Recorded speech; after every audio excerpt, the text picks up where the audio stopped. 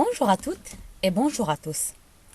Toujours dans le cadre du marketing stratégique, le module destiné aux stagiaires de la deuxième année gestion des entreprises de l'OFPPT, nous allons aujourd'hui présenter les outils d'analyse stratégique et on va se focaliser sur la matrice BCG, Boston Consulting Group. On va commencer par sa définition. C'est quoi la matrice BCG? La matrice BCG est un outil d'analyse stratégique inventé dans les années 60 par Bruce Henderson, fondateur du Boston Consulting Group, qui permet de justifier les choix d'allocation de ressources entre les différentes activités d'une entreprise diversifiée. Cette matrice permet ainsi de classer les produits en fonction de leur aptitude à générer de l'argent tout en prenant en compte deux dimensions, à savoir la part de marché relative et le taux de croissance du marché. La part de marché relative, elle mesure la position concurrentielle de l'entreprise et donc le niveau de liquidité que l'activité peut générer et permet aussi de déterminer la distance de l'entreprise vis-à-vis du concurrent principal. Elle est déterminée par le ratio de part de marché de l'entreprise sur la part de marché du principal concurrent. Concernant le taux de croissance du marché, il permet ainsi d'identifier le besoin de liquidité qu'exige le DAS et de juger le dynamisme du marché et sa croissance. On parle ici de l'attractivité du marché. Je vais vous laisser dans ce diapo la définition de la part de marché. Et je passe directement à la part de marché relative. Donc, comme j'ai expliqué dans le diapo précédent, la part de marché relative, c'est le ratio qui permet de déterminer la position concurrentielle du domaine d'activité stratégique et de déterminer la distance vis-à-vis du principal concurrent. Alors, lorsque la part de marché relative est supérieure au chiffre 1, cela signifie que nous sommes leaders du marché, avec une rentabilité forte ou élevée. Et lorsqu'elle est égale à 1, cela veut dire que nous sommes co-leaders du marché avec un autre concurrent. Et la part de marché, nous détenons la même part de marché que le principal concurrent. Plus cette part de marché relative s'éloigne du chiffre 1, plus notre position concurrentielle devient inconfortable. Nous avons ici une faible rentabilité. Par rapport au taux de croissance du secteur d'activité, c'est le pourcentage qui permet de déterminer l'intérêt d'un secteur d'activité. Lorsque le TC de l'activité est élevé, le secteur d'activité est très intéressant. Et lorsqu'il est bas, il n'est pas intéressant d'y continuer d'investir dans ce secteur d'activité. On obtient le taux de croissance par la diminution du chiffre d'affaires du secteur en année X plus 1 du chiffre d'affaires du secteur en année X sur le chiffre d'affaires du secteur en année X et en le multipliant fois 100 pour obtenir le pourcentage. Une fois les deux mesures déterminées, ça veut dire la part de marché relative et le taux de croissance, on va situer la matrice sur l'ensemble des activités de l'entreprise. Sur l'axe des ordonnées, le taux de croissance divisé en deux catégories, forte et faible, et sur l'axe des abscisses, les parts de marché relatives divisées en deux catégories, forte aussi et faible. Le croisement de ces deux dimensions va nous permettre de faire apparaître 4 catégories d'activités, aussi appelées les 4 composantes de la matrice BCG, à savoir les vedettes, les vaches à lait, les dilemmes et les poids morts.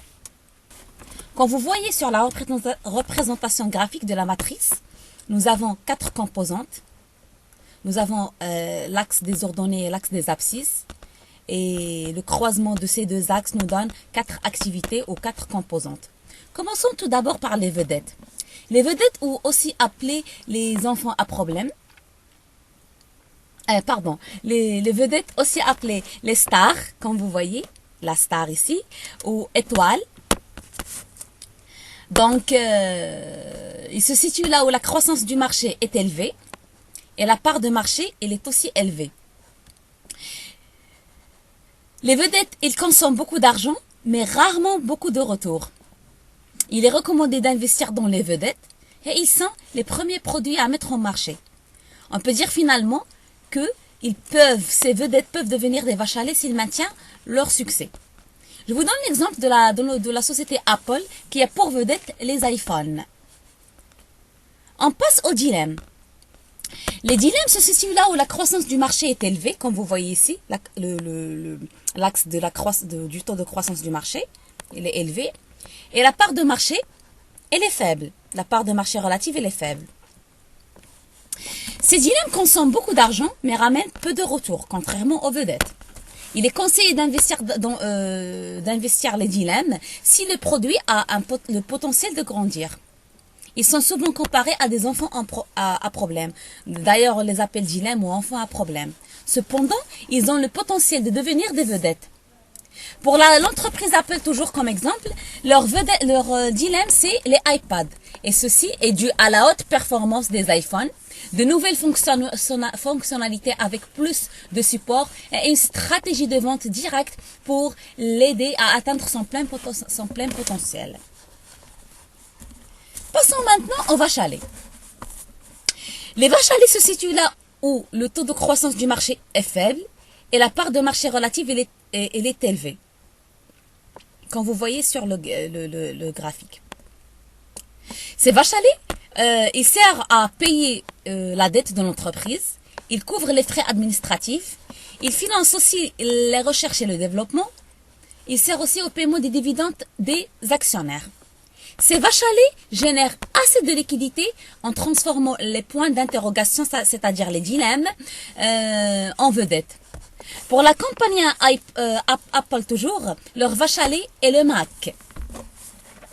On passe à la dernière composante dans la matrice BCG, qui est les poids morts, qui se situe là où la croissance du marché est faible, comme vous voyez ici, et la part de marché relative, elle est aussi faible. Les poids morts ne gagnent ni consomment beaucoup d'argent.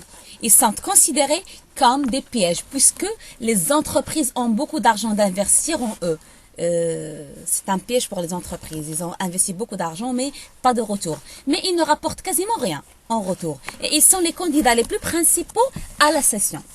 Pour la compagnie Apple, toujours comme exemple, les poids morts sont les iTunes, puisque la technologie atteint sa maturité. Voilà, c'était ça pour l'explication de cette matrice brièvement. Donc, je reviens vers ces explications dans les diapos suivants. Donc, les étapes de construction de la matrice. Les principales étapes de la construction d'une matrice BCG sont: on commence par la définition des paramètres de la matrice. Ensuite, on détermine les coordonnées de chaque domaine d'activité stratégique. On positionne dans chaque domaine d'activité stratégique sur la matrice selon son importance. Et on termine par l'interprétation de la situation du portefeuille stratégique. L'explication des 4 composantes de la matrice BCG. Comme j'ai déjà expliqué dans le graphique précédent, donc, les vedettes ou stars, appelées aussi stars, tendance ou étoiles, ils représentent l'avenir de l'entreprise. Ils nécessitent des liquidités pour accompagner la croissance du marché et maintenir la position dominante de l'entreprise. Ils rapportent beaucoup plus de l'argent pour l'entreprise. Ils sont leaders, l'entreprise ici, elle est leader sur un marché en croissance avec une part de marché relative élevée, supérieure au chiffre 1, et un taux de croissance du secteur d'activité aussi élevé et supérieur à 10%.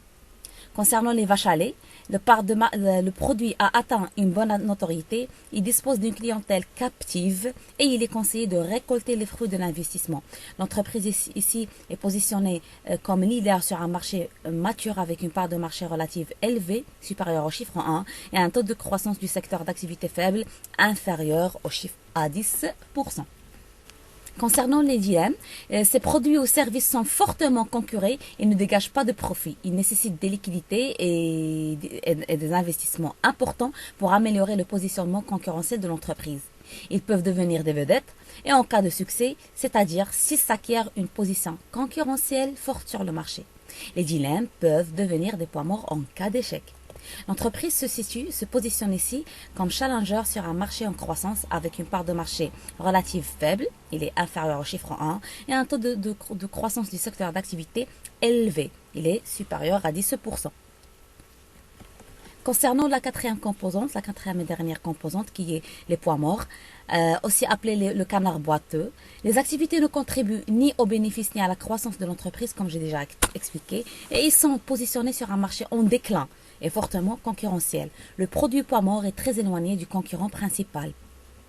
L'entreprise se positionne comme challenger sur un marché en déclin, avec une part de marché relative faible, voire en diminution, et un taux de croissance du secteur d'activité qui est aussi faible. Voilà, la vidéo touche à sa fin. Et pour conclure, on peut en attirer l'idée fondamentale derrière la matrice qui est si un produit a plus grande part de marché, ça veut dire ou si le marché des biens se développe plus rapidement, c'est que l'entreprise elle est meilleure. Donc la vidéo touche à sa fin. Je vous donne rendez-vous dans une deuxième partie de la matrice BCG où on va expliquer les recommandations stratégiques ainsi que l'analyse statique et dynamique. Et on terminera la vidéo prochaine, Inch'Allah, par les limites et les avantages de la matrice BCG. Je vous remercie pour votre attention et je vous dis à la prochaine. Au revoir.